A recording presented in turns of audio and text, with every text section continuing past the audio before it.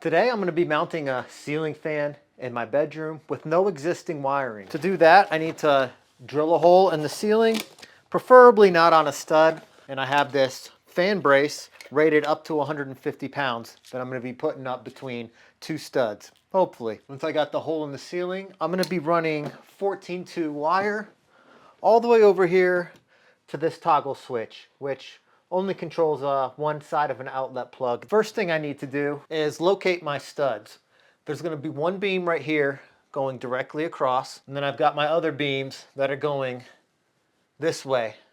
So I need to mark where I got my studs. I'm already in the middle of the room. I'm going to use a Zircon deep scan. Hopefully it can get through this horrible popcorn ceiling that I plan on removing someday.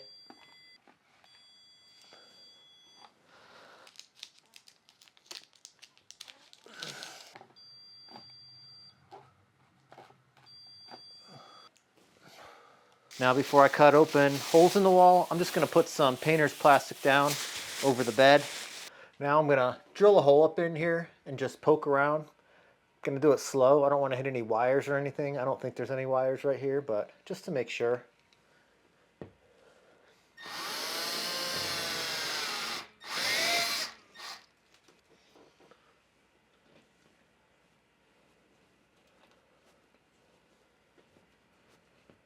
Looks like we're clear that way. Now I'm going to use my hole saw bit.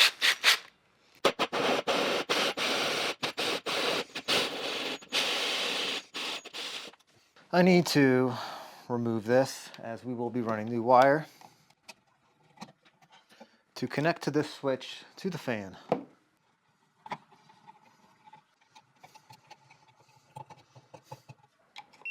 I need to secure the power to this circuit. Our power is off. Before I go up into the attic, I want to kind of prep this. These screws right here, if you loosen them, they'll make these arms adjustable. I've got my depth set on my fan bracket.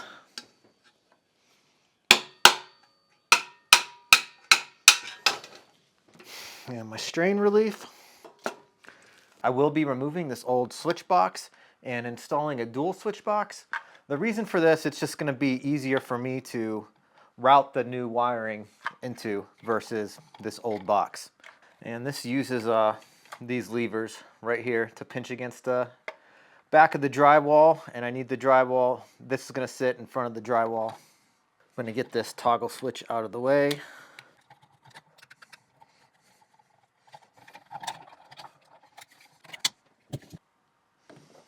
Position this as close to the old one as possible.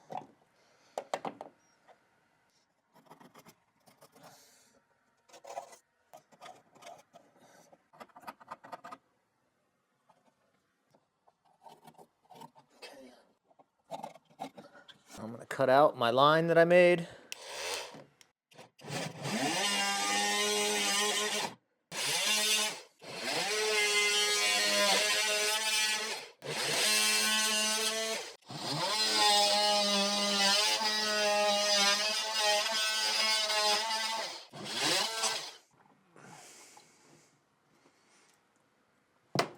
Perfect.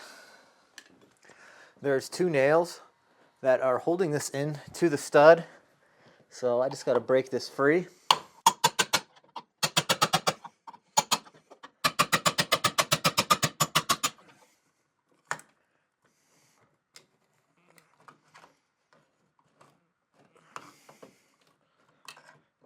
Just going to take a picture so I don't forget. And we actually have plenty of wire. So I'm just going to cut what I can, because I can.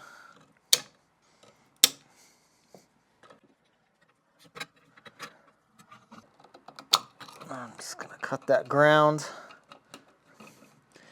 And we'll still have a little bit of extend this to bring it up to code, no issue.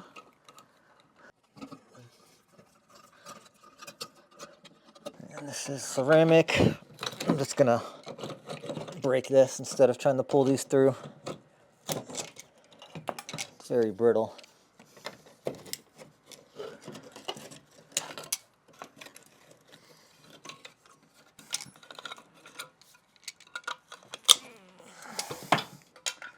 Little off, but every screw up can be fixed. I'm going to be using 14-2 conductor wire for this fan install. Now you may want to opt for 14-3 or 12-3 depending on how your house is wired. If you want a light switch to control the light and the fan itself, but this fan doesn't even give you the option to do that, so I'm going to stick with the dual toggle switch instead of putting in 3 gang toggle switches. And hopefully we don't have to do too much fishing, but I will have to get up into the attic. Maybe that'll stay. All right, ready to go up into the attic. Viewers in my comments before have told me that I should be wearing a respirator when in confined spaces. So I do read and listen to the comments, just to let you all know.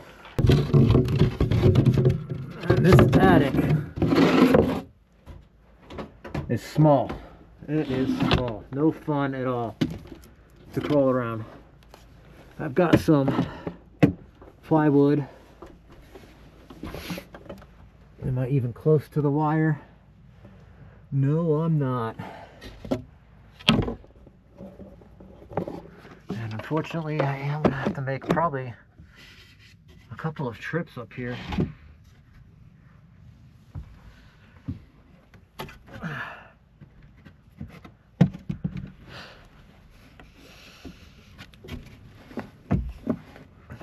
And I got it.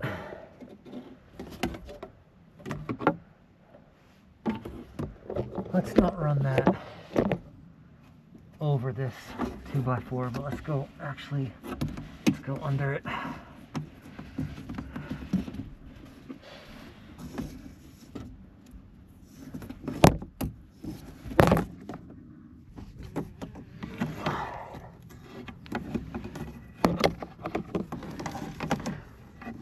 And I want to make sure that I pull up plenty of wire.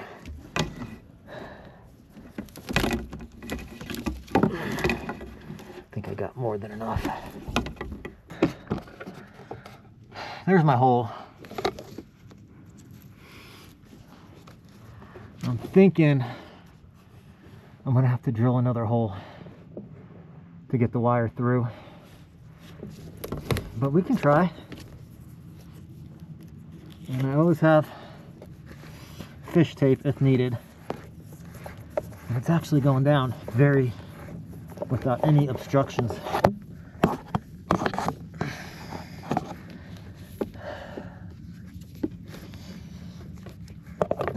So I think I'm down far enough.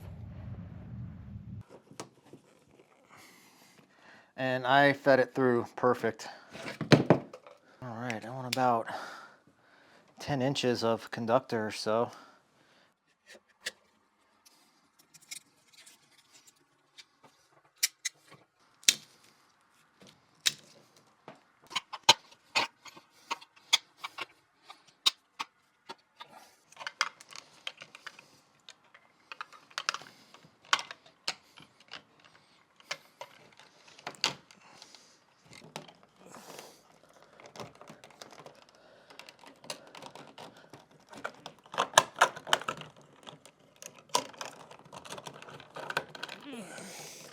And the box is in there pretty tight. I think I'm hitting right here. All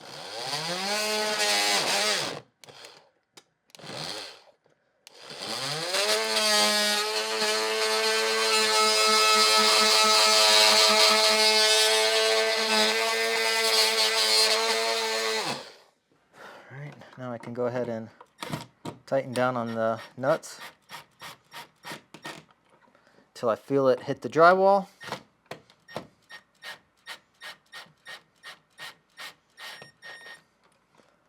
She ain't going nowhere. This will be going to my fan switch right here.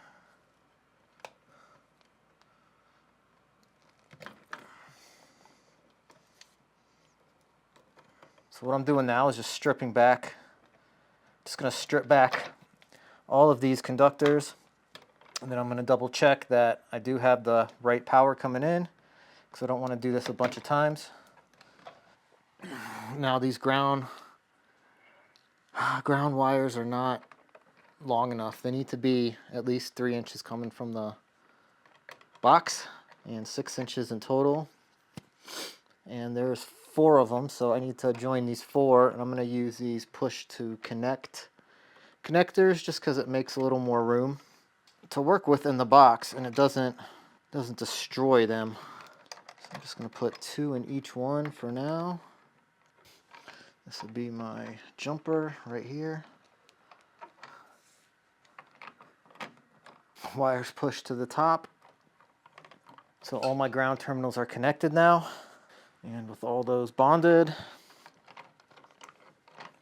I've got 2 long pieces of ground wire that are going to go to my switches.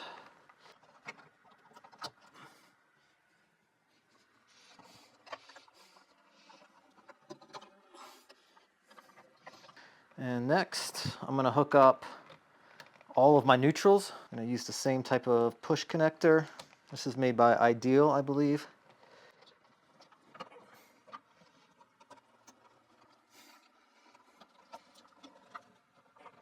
Now I can go ahead and push all of this back, as I just need my hot wires out for connecting.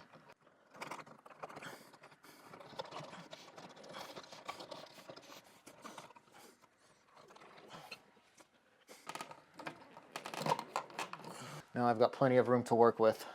Next, I'm going to turn the power back on. Since I've done a lot of moving around of the wires, I want to make dang sure that I know which one's the hot wire. I believe it's this one that's coming in. And that's why we double check. This is our hot wire coming in. Okay, gonna turn the breaker back off. Power is dead. So this is our main power coming in. Main power.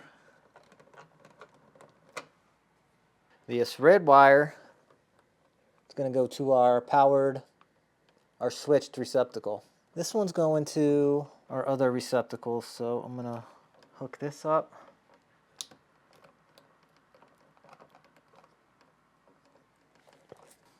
We need a jumper because I don't have a 5-way connector. I know I could use wire nuts, but I don't like working with wires in tight spaces, which is why I'm not an electrician. So now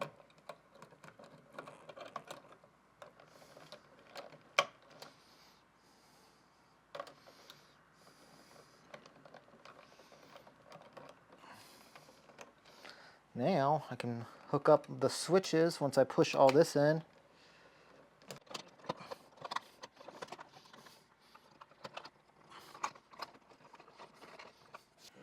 Now I'm just hooking up the switches.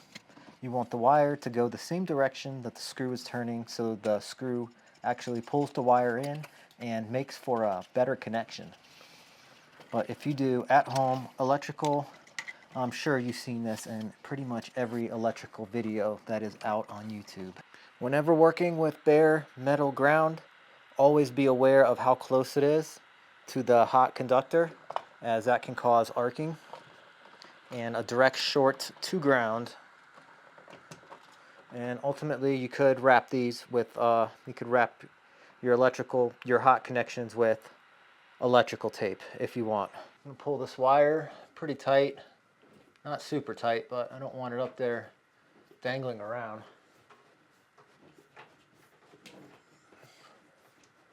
Okay, and I want it, about 10-12 inches. And I'm going to put this into my fan box before I put it up there. I think that'd be easier.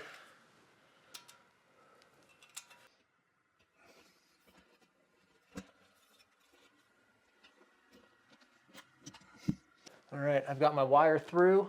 I've already tightened down on the screws for the adjustment.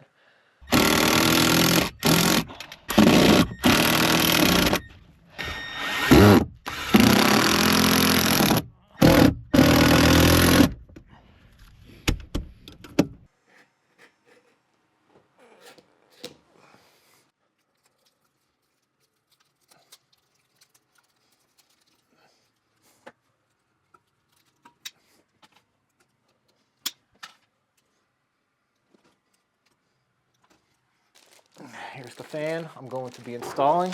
And it looks like there's 4 screws that hold this bracket in.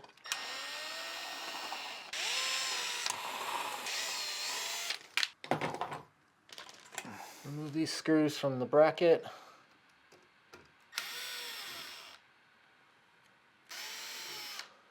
Right, hook up our mounting bracket.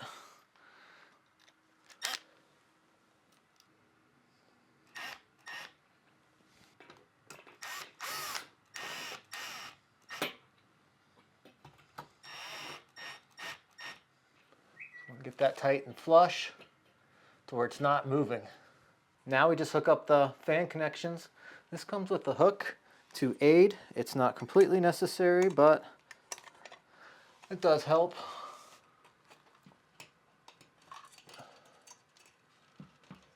That way that can just hang there while you hook up your conductors. I'm actually going to wrap this one right around this ground screw.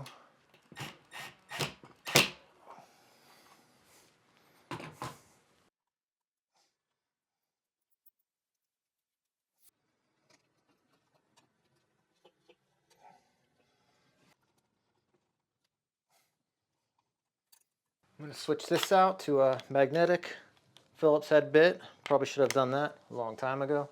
Now there's 2 slots right here. So I'm going to pre-drill in just a little bit 2 screws, and that'll let me line this up. Not all the way, just a couple of threads.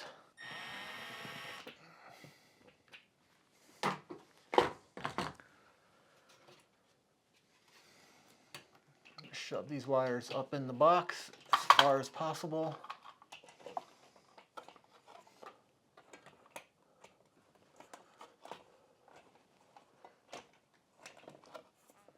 And twist. Always keep an extension bit handy.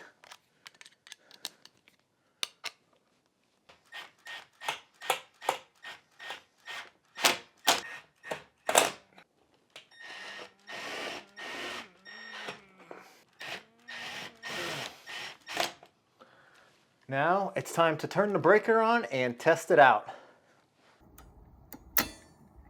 Switch for the fan.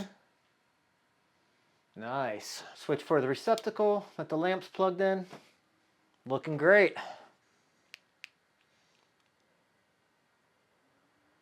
Now I just need to mount my remote holder and then put these toggle switches back in flush.